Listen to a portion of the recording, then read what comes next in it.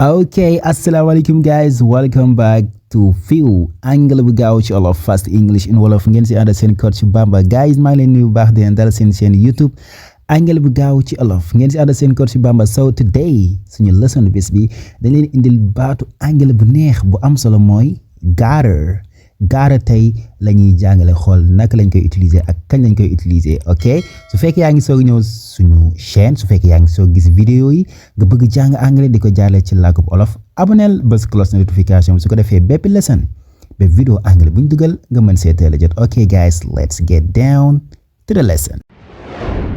F.E.W. Fast English in Wolof. Okay, fellas, so guys, if you really want to sound like American, you gotta know how to use gotta. And in this video, I'm gonna tell you how to use gotta. Okay, guys, we gotta start the lesson. Guys, gotta nag dafa nekk mot anglais américain boo xam ne dafa am solo lool. Américain dañ koy jëfandikoo lu bari te soo bëggee ca làkk anglais neex mu nekk anglais kaana yi foo nga xam naka lañ koy jëfandikoo. Toppal vidéo bi ba mu jeex su ko defee nga gën a mën a xam naka lañ koy jëfandikoo. Alright, kon gotta guys mu ngi jóge ci got to. ok, got to moo dem ba mujj nekk gotta lu muy tollool mooy must wala have to. Must wala have to mooy war a def dara, doit faire quelque chose, war a def dara boobu la ñuy wax gotta. For exemple nga ne au lieu ma ne you must come, danga war a ñëw, mais dama koy changer ne ko you gotta come.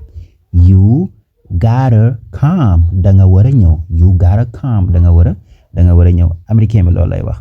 Alright, wala they must leave. They must leave, ñoom dañoo war a dem, ñoom dañoo war a quitter, ñoom dañoo war a dem. They must leave. waaye kaan bi su ñëwee li muy wax they gotta leave. They gotta leave. They gotta leave. ok, kon fii doo wax gotta. ok, doo wax gotta but gotta. Repeat after me. ok, bamtu ko gotta. ok, gotta. ok, kon noonu la ñuy prononcer gotta. ok, beneen exemple ba tey ci gotta mooy we gotta visit him someday. moom de dañ ko war a seeti benn jour daal dañ ko war a seeti. we gotta visit him someday.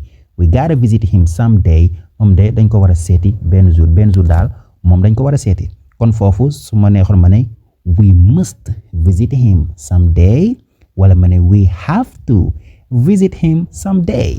kon jàpp ne fi nga mën a jëfandikoo have to rek ak must mën nga faa jëfandikoo gotta. ok, beneen exemple ba tey ci gotta. I gotta call my mom. I gotta call my mom. I gotta call my mom, dama war a woo sama yaay. I gotta call my mom, dama war a woo sama yaay. ok, foofu su ma neexoon ma ne I must call my mom. I must call my mom, dama war a woo sama yaay. ok, the last one si exemple yi guys mooy you gotta subscribe to this channel. You gotta subscribe to this channel, danga war a abonné ci chaîne bi. ok, kon nag su fekkee bëgg a jàng anglais guys, you gotta subscribe to this channel, danga war a abonné ci chaîne bi. ok guys, kon loolu moo nekkoon suñu leçon bés mu nekkoon gotta. kon xam nga naka lañ jëfandikoo gotta. fi ngay mën a waxee must rek ak have to mën nga fa jëfandikoo gotta. su fekkee comprendre nga ko bu baax indil ma ay exemple ci commentaire yi. ok guys, see you soon on your favorite YouTube channel Anglais bu gaaw ci Wolof ngeen si àdda seen coach Bamba. Peace out.